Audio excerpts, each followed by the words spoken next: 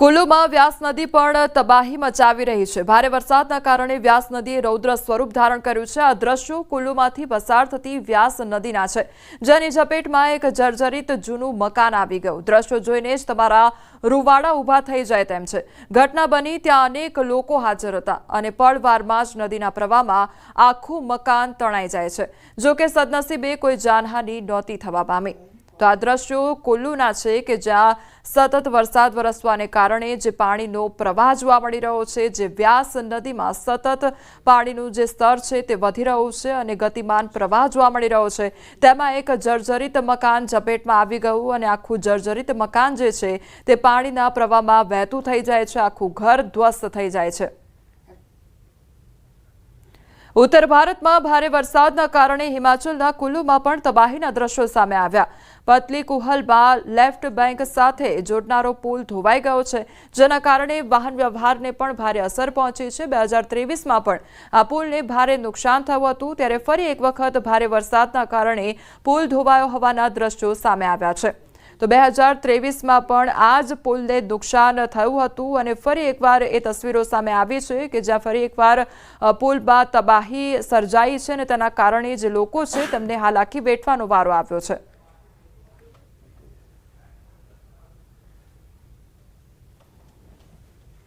હિમાચલ પ્રદેશના પ્રવાસી શહેર મનાલીમાં સતત વરસાદને કારણે અહીંનું જનજીવન ખોરવાઈ ગયું છે।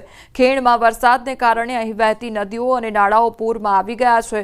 તો બિયાસ નદી પણ પૂરમાં છે। બિયાસ નદીમાં પૂરને કારણે મનાલી ચંદીગઢ રાષ્ટ્રીય ધોરીમાર્ગ 3 બિયાસ નદીમાં ધોવાઈ ગયો છે। તો મનાલી નજીક બહાંગમાં એક રેસ્ટોરન્ટ અને કેટલીક દુકાનો નદીમાં ધોવાઈ ગઈ છે। આવી સ્થિતિમાં મનાલીથી કુલ્લુ જતા તમામ વાહનોને ડાબા કાંઠેથી મોકલવામાં આવી રહ્યા છે। બિયાસ નદીનું પાણી મનાલી નજીક લોકોના ઘરોમાં ઘૂસી ગયું છે। તો સ્થાનિક લોકોનું કહેવું છે કે ખીણમાં સતત વરસાદ પડી રહ્યો છે, જેના કારણે અહીં વહેતી બધી જ નદીઓ અને નાળાઓ પૂર પ્રભાવિત થયા છે।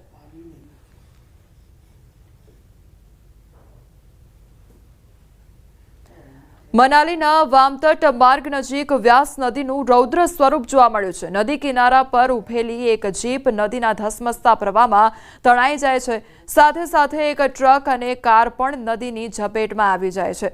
આ ખૂબ જ ભયાવહ દ્રશ્યો સામે આવ્યા છે કે જ્યાં જીપ ત્યાં રસ્તા પરથી પસાર થતી હોય છે, તે દરમિયાન એકાએક પાણીના પ્રવાહની ઝપેટમાં આવી જાય છે। કુલ્લુ જિલ્લામાં છેલ્લા 24 કલાકથી ભારે વરસાદ વરસી રહ્યો છે, જેના કારણે નદીઓ અને નાળાઓના પાણીના સ્તરમાં ભારે વધારો થયો છે। કુલ્લુ જિલ્લામાં વહેતી મુખ્ય નદીઓ વ્યાસ, પાર્વતી, તીર્થન અને પીન પાર્વતી નદીઓ લઘાટી ઘાટ તેમજ ગડસા ખાડના પાણીના સ્તરમાં નોંધપાત્ર વધારો થયો છે। કુલ્લુ જિલ્લામાં ઘણી જગ્યાએ નાળાઓમાં અચાનક પૂરની ઘટનાઓ બની છે, પરંતુ કોઈ જાનહાનિ થઈ નથી। આવી સ્થિતિમાં ભારે વરસાદને કારણે વહીવટીતંત્રે લોકોને નદીઓ અને નાળાઓથી દૂર રહેવા માટે સલાહ જારી કરી છે।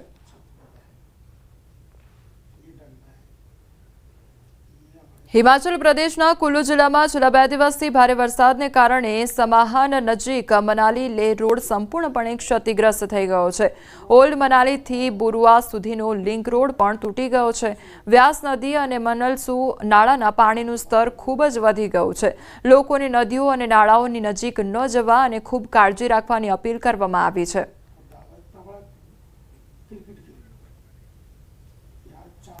તો હિમાચલ પ્રદેશમાં તબાહીના દ્રશ્યો સામે આવ્યા છે। સતત વરસાદ વરસવાને કારણે મનાલી કુલ્લુમાં અત્યારે ચારે બાજુ તબાહી જ તબાહી જોવા મળી રહી છે। તો સતત વરસાદ વરસવાને કારણે ક્યાંક પુલ ધ્વસ્ત થયો, તો ક્યાંક રસ્તા પરથી જે પસાર થતી જે જીપ હતી તે પાણીના પ્રવાહમાં વહેતી થઈ ગઈ હતી।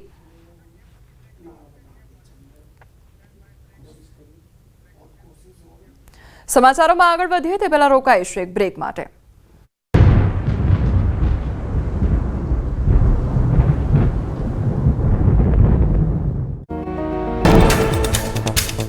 હિમાચલ પ્રદેશના લાહૌલ સ્પીતિ જિલ્લાના શિંકુલા પાસ પર થઈ હિમવર્ષા। 2 દિવસથી બરફવર્ષા યથાવત 8 ઇંચ જેટલો બરફ પડ્યો હોવાનું અનુમાન। હિમવર્ષા સાથે પૂરના કારણે મનાલી લેહ રૂટ બંધ થતા વાહન ચાલકો અટવાયા। ઉત્તરાખંડના ગંગોત્રી નેશનલ હાઈવે પર ભૂસ્ખલન। નાલુણા પાસે પહાડનો એક મોટો ભાગ અચાનક તૂટી પડતા રસ્તો બંધ થાવ। ભૂસ્ખલનના કારણે ગંગોત્રી નેશનલ હાઈવે પ્રભાવિત થાવ। ભૂસ્ખલનની ઘટનાના આકાશી દ્રશ્યો સામે આવ્યા। જમ્મુના જાવેદનગરમાં વરસાદે મચાવી તબાહી. નદીના કિનારે બનેલા ઘરો પત્તાની જેમ ધરાશાયી. 16 જેટલા ઘર ધસમસતા પ્રવાહમાં વહી જતા પરિવારો ઘર વિહોણા બન્યા. ભારે વરસાદથી 16 ઘર તવી નદીમાં વહી ગયા. જમ્મુના રૂપનગરમાં બીજા દિવસે પણ વરસાદનો કહેર જોવા મળ્યો. વિવિધ વિસ્તારોમાં વરસાદના કારણે થયેલા વિનાશના દ્રશ્યો સામે આવ્યા. જમ્મુ કાશ્મીર ટ્રાફિક પોલીસ અને પોલીસ જીવન પૂર્વવત કરવા કરી રહી છે મહેનત. જમ્મુ કાશ્મીરના રૂપનગર વિસ્તારમાં પૂરનો પ્રકોપ. ધસમસતો પ્રવાહ લોકોના ઘરમાં ઘૂસી જતા લોકોની ઘરવખરી પલળી. પૂરના કારણે 50 પરિવારોની સ્થિતિ કફોડી બની. જાહેર માર્ગો જળાશયમાં ફેરવાયા હોય તેવા દ્રશ્યો સામે આવ્યા. જમ્મુ કાશ્મીરના બામિયાલ પઠાણકોટમાં રસ્તો ધોવાયો.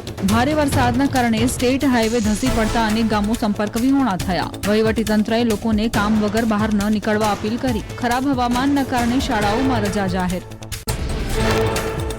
ઝારખંડના ગુમલામાં સિસાઈનો જાયરા પુલ તૂટી ગયો. અનેક ગામોનો સંપર્ક તૂટી ગયો. સદનસીબે દુર્ઘટનામાં કોઈ જાનહાનિ નહીં. નોકરી ધંધે અને શાળાએ જતા લોકોના કામ અટકી પડ્યા. વહેલી તકે નવો પુલ બનાવી આપવા ઉઠી માંગ. પંજાબના મોહાલીમાં પાણીના ધસમસતા પ્રવાહમાં જીપ તણાઈ. જીપ ચાલકને સમજાવવા જતા પૂરના પાણીમાં ઉતારી હતી જીપ.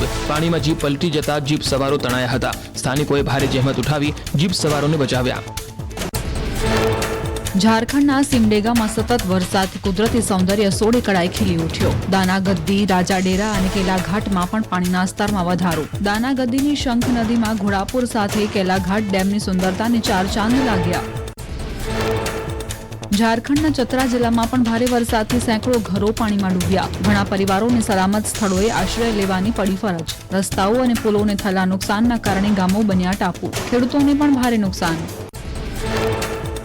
મધ્યપ્રદેશના મોરેનામાં સતત વરસાદથી ચંબલ અને ક્વારી નદીઓમાં પૂરની સ્થિતિ. 1 ડઝનથી વધુ ગામના રસ્તાઓ સંપૂર્ણપણે બંધ. મંદિરમાં મેળો માણવા આવેલા લોકો ફસાઈ જતા એસડીઆરએફ ટીમે રેસ્ક્યુ કર્યું.